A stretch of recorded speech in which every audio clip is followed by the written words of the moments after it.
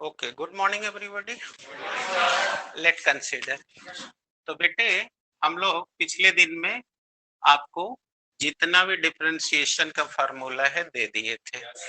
आज हम किसकी बात करेंगे? इंटीग्रेशन की। आकांक्षा बेटा बोलो। इंटीग्रेशन यानी समाकलन। तो आप हेडिंग दीजिए इंटीग्रेशन। देखिए, लैंग्वेज हम हिंदी इंग्लिश दोनों बोलेंगे। जिसकी इच्छा जिस भाषा में भी लिखने की हो लिखे, कोई प्रतिबंध नहीं है। अंडरस्टूड? और सबको ये ट्राई करना है कि विद इन 2 मंथ इंग्लिश ज्यादा से ज्यादा बोलना शुरू कर दें, क्योंकि इंटर की पढ़ाई हिंदी में नहीं होगी। राइट है? तो आपको लेना है समाकलन। क्या बोलेंगे बेटा? इंटीग्रेशन। और बेटा इस इंटीग्रेशन को हम ऐसे डिनोट करते हैं। ये देखिए, ऐसे करके ऐसे ऐसे ऐसे आप लिख सकते हैं। ये किसका संकेत है? और जबकि याद होगा पिछले दिन जब हम डिफरेंशिएशन कर रहे थे तो उसका था डी बाई डी एक्स, यानी जिसके सापेक्ष करा जाएगा। जैसे डी बाई डी टी, ये टाइम के सापेक्ष है, ये एक्स के सापेक्ष है, तो वो अवकलन था। और आज क्या है? समाकलन। तो इसका पहला फार्मूला देखिए, इंटीग्रेशन x के power n into d x. इसका क्या मतलब है कि x का हमें समाकलन करना है। ओके? और अब ये जो dx देख रहे हैं, अब वो यहाँ बटा नहीं है, बटा होता तो अवकलन हो जाता। तो ऐसे करते हैं। अब कैसे करेंगे सीखिए। अब जो आप देख रहे हो जिसका आपको समाकलन करना है, पहले उसके बेस को आप ज्यों का त्यों लिखते हो। फिर इसमें जो इसका पावर है उस पावर में एक ऐड कर देते हैं, माने जोड़ देते हैं। फिर जोड़ करके जितना घात आया उतने का भाग दे देते हैं, और भाग देकर प्लस एक कांस्टेंट लगा देते हैं। जैसे यहाँ कांस्टेंट सी है। अब इस सी क्या है? Where C is the integral constant. क्या बोलते हैं? यानी समाकलन स्थिरांक। समाकलन इंटीग्रल कांस्टेंट। आया बात समझ में? और याद होगा जब आप अवकलन कर रहे थे तो ये था D by D x x के पावर एन, तो वहां आप इसके घात का गुणा कर रहे थे। और जबकि यहाँ क्या किया गया है? भाग। भाग बेटा, बटा के नीचे भाग बोलते हैं, डिवाइड किया गया है।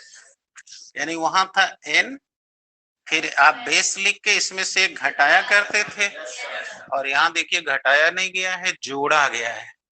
दोनों में फर्क है ना?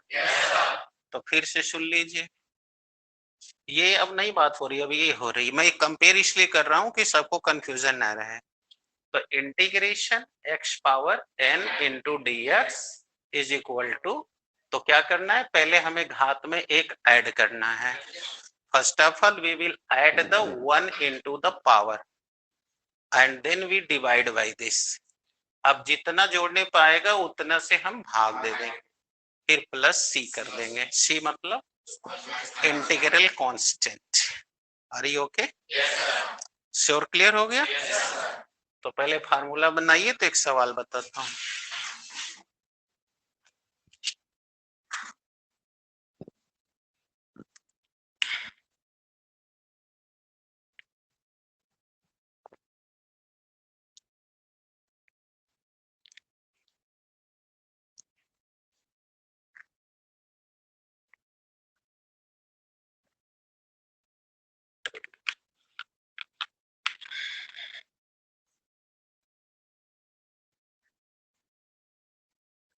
हाँ जी, बन गया।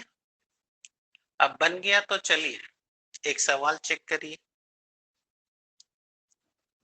ये फार्मूला फर्स्ट है। अब आप पहले चेक कर लीजिए। देखिए इंटीग्रेशन x के पावर 2 इंटू dx। तो अब पहले समझो बेटा, अब बोलो इसको देखते ही समझ गए ना यही फार्मूला लगेगा। तो अब क्या करना था, इसमें एक जोड़ के भाग देना था। तो बोलो क्या हो जाएगा, 3 प्लस, अब ये बार बार लिखना न लिखना आपकी मर्जी है, क्योंकि ये कौन है, कांस्टेंट है। तो कांस्टेंट विल बी रिटन और not, that will be depend on your wishes. either you can drop it or write it, there is no problem, in both condition it will be okay। आप चाहे इसे लिखें या ना लिखें, that's clear. यानी आप अगर इसको x क्यूब बाई 3 लिख के छोड़ दें तो भी ठीक है, और ऐसे भी लिखें तो भी ठीक है। आया बेटे? तो अब मैं एक दूं, आप करेंगे? बताइए, x के पावर 5 इंटू dx, ये पहला सवाल है।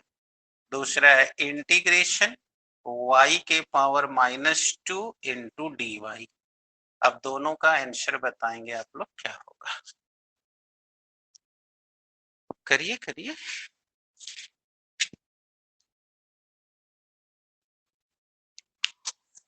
हाँ बोलिए बेटा। बाई 6 प्लस सी लिख दिया मैंने। अब यहाँ बोलिए -1 अपान माइनस, कैसे? क्योंकि यहाँ एक जोड़ेंगे, तो ऋण 2 में एक जोड़ोगे तो ऋण 1 हो जाएगा, और जितना है वो नीचे भाग दे देंगे। आ गया? अब इसी को चाहो तो आप ऐसे भी लिख सकते थे, -y पावर -1 प्लस सी, क्योंकि माइनस का भाग दोगे तो माइनस ही ना आएगा, या इसी पर भी छोड़ सकते थे, बट जानना तो चाहिए ना। अभी श्योर हो गया? एक और दें?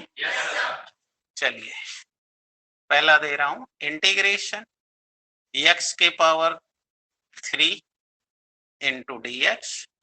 दूसरा दे रहा हूं इंटीग्रेशन t के पावर -3 इंटू dt।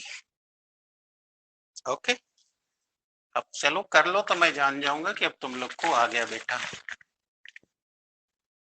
अभी ये मैंने पहला फार्मूला बताया है, जिसका आ जाओ पहले ही खड़ा होके बोल सकता है, there is no need to stay here. Yes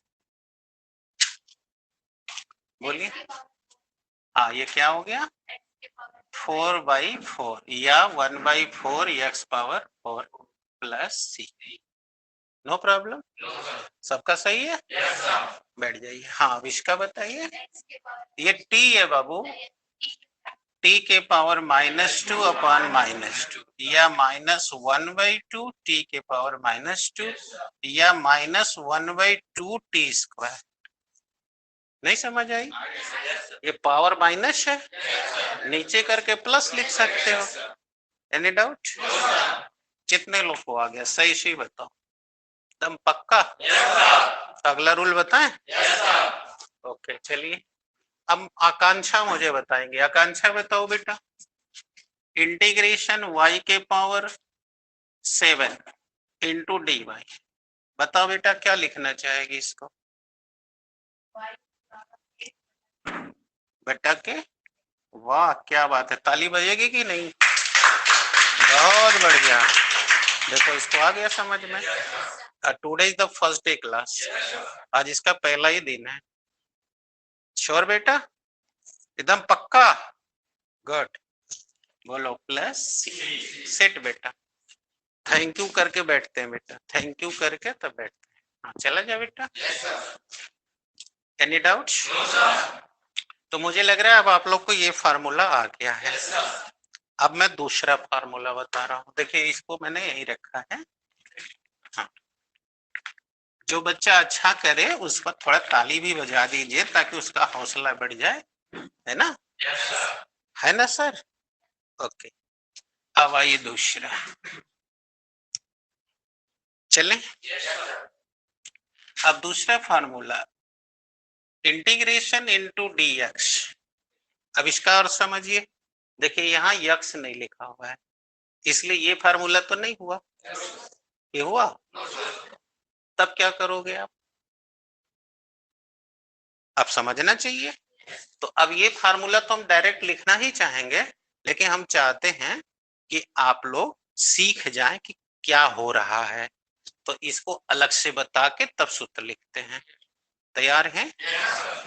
बताइए। यहाँ देखिए लिखना मना है, जो नीचे देखेगा ना तो कट्टी अब पकड़ लीजिए, इंटीग्रेशन इनटू dx। अब बताओ यहाँ कुछ नहीं है तो एक है कि नहीं है, बताओ। गुड, बोलो 1 इंटू dx। अब आप ही बता दो, अगर हमें एक लिखना है तो इसे x के घात 0 लिख सकते हैं कि नहीं लिख सकते? क्योंकि किसी के घात 0 लिख दिया जाए तो उसका वैल्यू, अच्छा 1 होता है, यानी 1 होता है वो। अच्छा 1 कहें कि 1 कहें? दोनों होता है। अब सही बात है। बहुत बढ़िया भाई, आप लोग तो मस्त बात बतिया रहे हैं। अब बोलिए इंटू dx कर दें। अब ये ऐसा वाला हो गया कि नहीं हो गया? नहीं हो गया।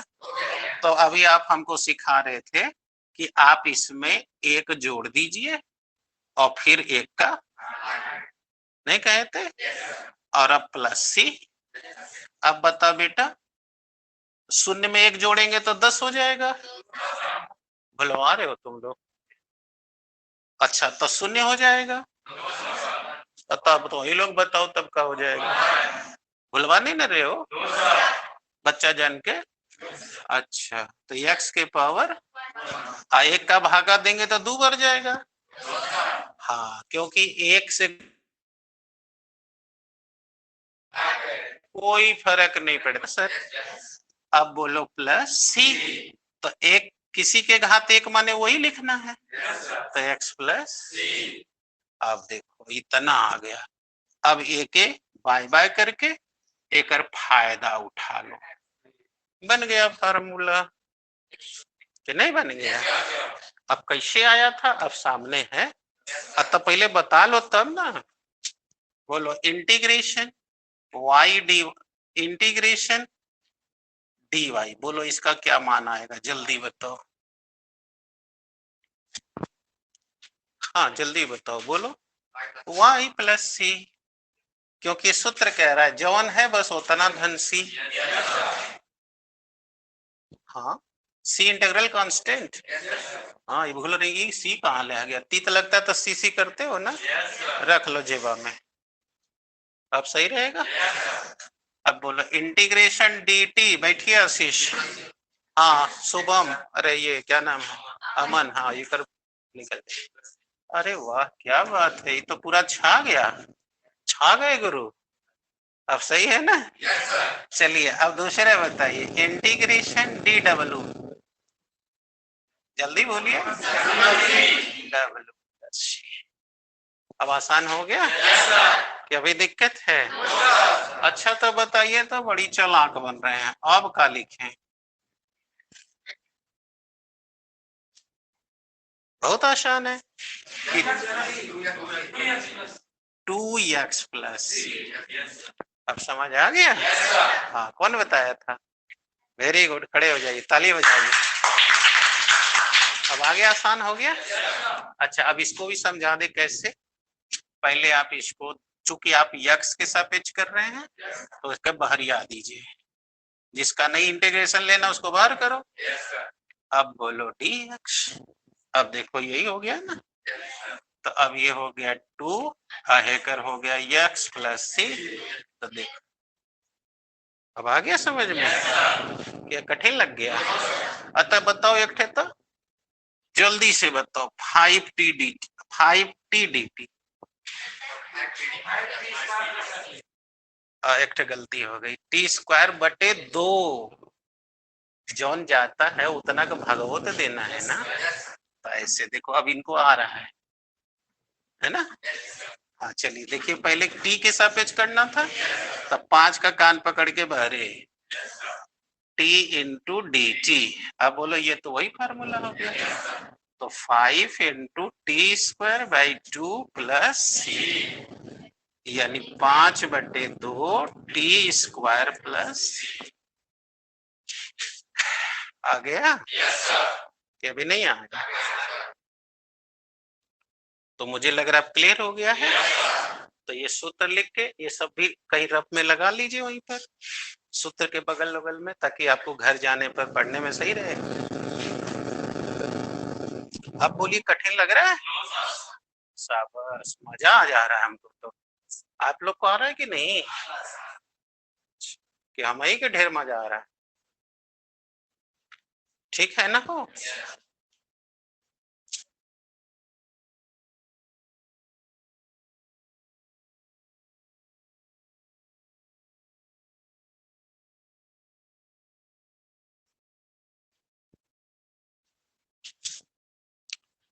अब कोई दिक्कत नहीं है, कर लीजिए।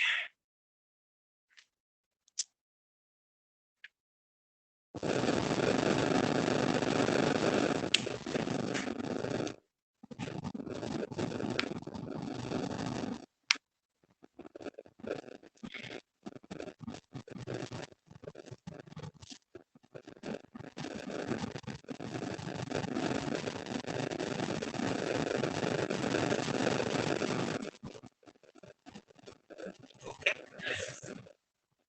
गुड बेटा, चला जाए। तो अब ये दो फार्मूले क्लियर हो गए। अब इसी दोनों फार्मूले में एक और फार्मूला लिमिट से डाल देता हूं।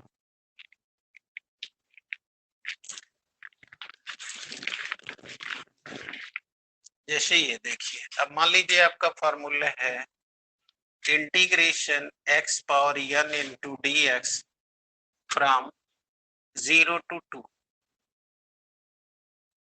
तो ये 0 का मतलब जो नीचे लिखा गया है वो लोअर लिमिट है, और जो ऊपर लिखा गया अपर लिमिट है। तो इसमें कुछ नहीं करना, ऐसे ही करना है। अब लिख दो x के power n plus 1 by n plus 1, और पूरे को बड़ा कोष्ठक बंद करके आ गया। अब इसका क्या मतलब है, समझो क्या मतलब है। अब इस समय इसका मतलब है कि x का मान एक बार अपर लिमिट रखो और एक बार, और फिर घटा दो। तो अब देखो x का मान 2 रख दो, तो 2 पावर n प्लस 1 बटे n प्लस 1 माइनस, अब x का मान 0, n प्लस 1 बटे n प्लस, आ गया। अब इसको हल कर दोगे, जो आंसर आएगा आ जाएगा। जैसे एक सवाल दिखाते हैं, जैसे कह दिया गया इंटीग्रेशन x के घात 4 इंटू डी एक्स लिमिट -1 से 3। तो बोलो क्या करोगे, 5 बटे 5 -1 3। अब बोलो 3 के पावर 5 बाई 5 माइनस -1 के पावर 5। अब आया।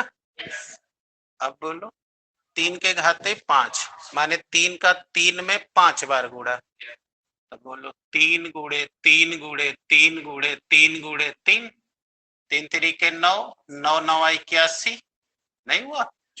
81 गुणे 3, बोलो 3 एकम 3, 3 आठे 24। तो 243 बटे 5। अब एक का कितना भी करोगे एक ही आएगा, तो 5 बार किए तो -1 हो जाएगा, आइए मिलके प्लस। अब बोलो लघुत्तम ले लो, 5 2 डबल 4, हो गया। भाग दे दो, 5 चौके 20, 5 नवा 45, तो 5 अठे 4, आ गया। अब कठिन लगा, समझ आ गई? तो ऐसे हल करेंगे जब उसमें लिमिट रहेगा। फार्मूला वही है, यानी कोई अंतर नहीं है। समझ आ गई? चलो जल्दी करो।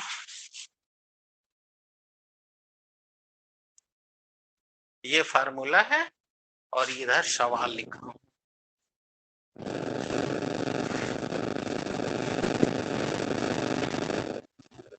शीघ्राति शीघ्र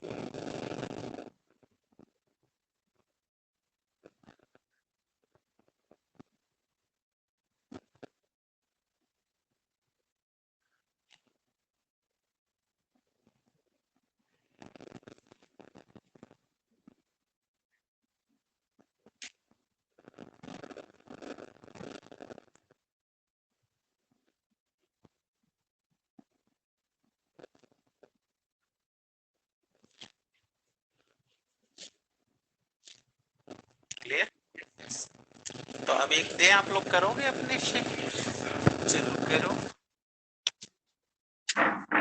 integration T square into D T from 2 to 4, integration limit from 2 to 4 T square into D T.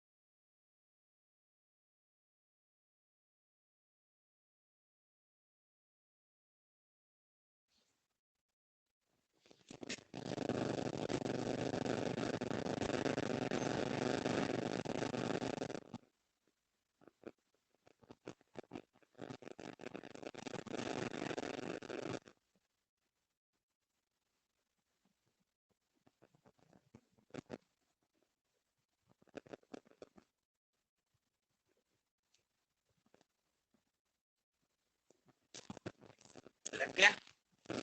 अब चलो, अब तुम लोगों को बता रहा हूँ, अपना मिला के बताना। बोलो T Q by 3 0 to 4 problem. अब बोलो, बोलो।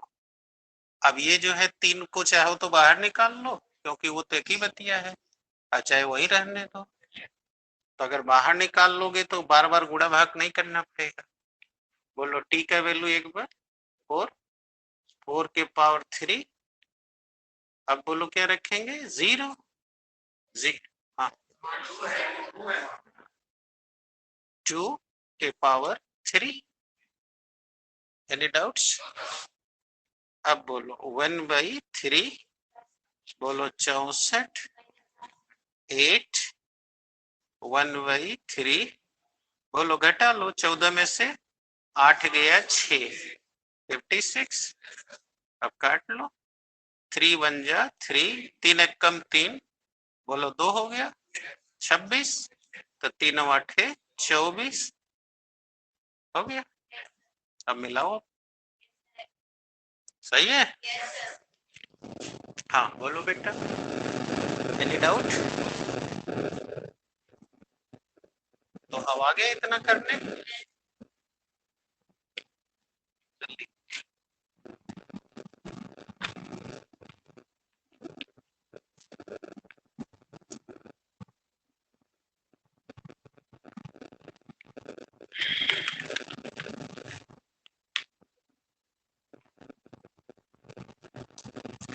कितने लोग को श्योर हो गया? हाथ उठाओ जरा, सब कंफर्म? गुड बेटा, कठिन तो नहीं लग रहा है ना?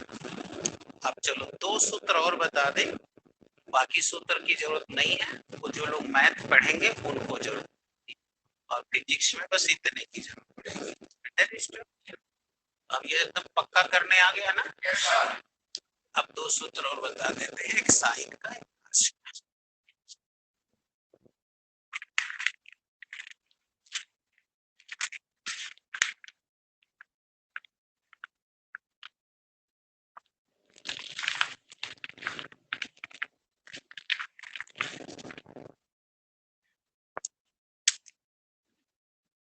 चलो अगला फार्मूला है integration sine x into d x minus का सी एक्स प्लस सी।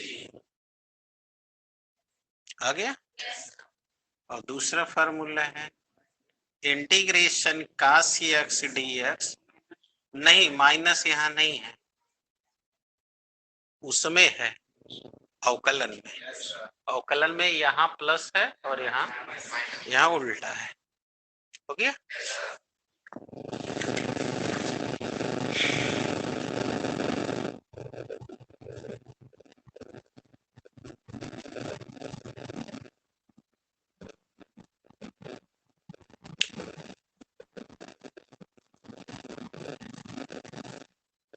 ओके बेटे, ओके। तो बेटा ये आपने अभी अभी जो पढ़ा यही था चैप्टर नंबर 4 और चैप्टर का नाम था फिजिकल मैथमेटिक्स यानी भौतिक गणित। यानी अब तक जितने फार्मूले मैंने बताए ये आपके फिजिक्स में, चाहे वो 11 की फिजिक्स हो चाहे 12 की, ये फार्मूले आपको फिजिक्स में डेरिवेशन करने में, न्यूमेरिकल लगाने में जरूरत पड़ेगी। ओके, अब श्योर हो गया? चलिए, अब जब श्योर हो गया है तो ये चैप्टर समाप्त हो गया। अब इसमें एक आध दो ठो सवाल जैसे लगा के बता दे कि एप्लीकेशन कैसे करना है। ठीक है, जैसे लिखिए एक सवाल, एक कण, एक कण, हो गया।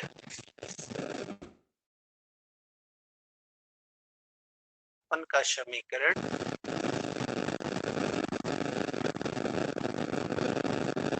विस्थापन का समीकरण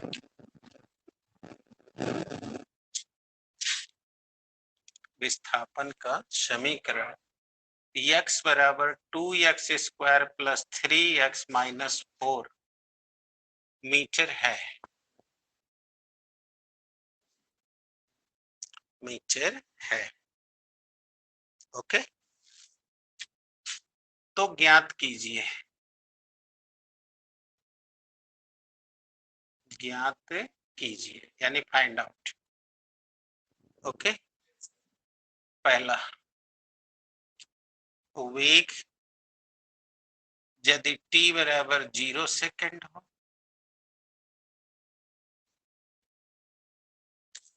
दूसरा वेग यदि t बराबर 2 सेकेंड हो।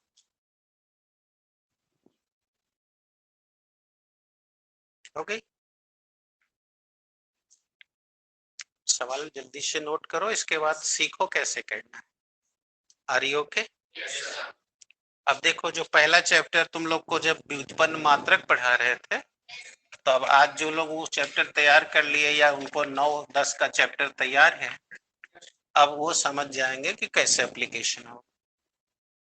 तो बोर्ड तो बने रहो, लिखना बंद करो, समझो।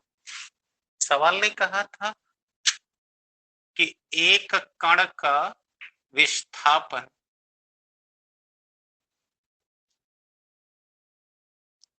हाँ, एक कण का विस्थापन निम्न सूत्र से मापा जाता है, यही है ना? और सूत्र ये है। तो पूछा गया कि ज्ञात करो, पहला वेग यदि t बराबर 0 समय हो और दूसरा जब t बराबर 2 सेकेंड। तो बताओ तुम बेटा, ये तुम्हें क्या दिया गया है? अब पूछा क्या गया है? अब तुम सब बच्चे अच्छी तरह जानते हो, कक्षा 9 में ही पहला यही चैप्टर है। तो अब हम यहाँ लिख दिए, वी नो दैट, क्या जानते हो? वेग बराबर विस्थापन बटे, इसी को तुम लोगों ने पढ़ा होगा अगर जानकारी है तो, कि अगर किसी राशि में, किसी क्वांटिटी में समय का भाग दे दें तो उसे दर कहा जाता है। तो बताओ, इसे हम कह सकते हैं ना विस्थापन की दर। अब देखो 9 वाला ज्ञान कितना काम कर रहा है, और उस दिन जब बीमा पढ़ा रहे थे तो ही बताए थे, और इसीलिए घंटा भी दिया हूं कि तैयार कर लो। अब जो लोग अभी भी सोच रहे हो कि नहीं तैयार करना जरूरी नहीं है, वो लोग अच्छी तरह समझ ले कि एक अक्षर नहीं आएगा, इसलिए मन से लगाइए, और 1 घंटा ही फालतू नहीं दिया गया आपको, राइट है? इसलिए लग जाइए। अब पकड़िए, विस्थापन बटे समय, इसे क्या पढ़ते हैं? अब आपको पता हो जाए, आज से एकदम खोपड़ी में बैठा लीजिए, दर का मतलब समय के सापेक्ष अवकलन। तब बोलो क्या लिख दें इसे? अगर हम विस्थापन का अवकलन करना चाहते हैं तो बोलो dx अपॉन dt। प्रॉब्लम? अब हमको ये विस्थापन सूत्र में दिया हुआ है। अब देखो स्टेप बाय स्टेप सीखो।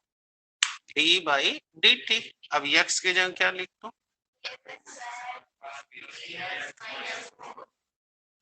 अब याद करो उस दिन सूत्र बताए थे तो जवानी निकालना बताए। अब जो लोग नहीं उस दिन थे उन लोग के लिए फिर से बोलो, यक्स के सापेक्ष करना है तो ये सूत्र ही गलत हो गया ना। 2t स्क्वायर 3t माइनस 4, क्योंकि समय के सापेक्ष काम करना है तो t हो गया। सवाल को ठीक कर लिया गया। अब बोलो t के सापेक्ष 2d बाई टी स्क्वायर। बोलो 3t के सापेक्ष करना है, जिसका नहीं करना उसको बाहर करो। d by D T T, फिर d बाई डी टी 4। उस दिन जवानी भी बता दिया हूँ, आज खाली इसलिए खोल रहा हूँ कि जो बच्चे उस दिन नहीं थे उनके लिए। समझ आई बेटा आकांक्षा? ओके बेटा, कमर से सीधा बैठो बेटा। अब बोलो 2 क्या करते हैं इसमें, ये बाहर आता है तो ये लिख दिया बाहर। अब इसमें घटा देते हैं तो टी स्क्वायर में से घटा दिए तो टी। बोलो 3, इसका एक होता है और ये अचर राशि है। अब बोलो कितना हो गया? 4t plus 3। बोलो वेलोसिटी आ गई। अब हमसे पूछा गया था पहला, यदि t बराबर 0 तो एफ टी बराबर रख दो। बोलो 4 इंटू 0 प्लस 3 तो 4 0 0। अब बोलो जोड़ देंगे तो 3। वेलोसिटी की यूनिट मीटर पर सेकेंड, तो आपकी वेलोसिटी आ गई 3 मीटर प्रति। अब दूसरा लीजिए, if t is equal to 2 second, तो बोलो यही ना फार्मूला है, प्लस 3 तो t का वैल्यू बोलो 2 हो गया। तो 4 2 जा 8, 11 मीटर प्रति। आगे लगाने अभी दिक्कत है तो देखा आपने अवकलन का सूत्र कैसे लग गया। ये अवकलन था, समाकलन नहीं था। हाँ, अब श्योर हो गया।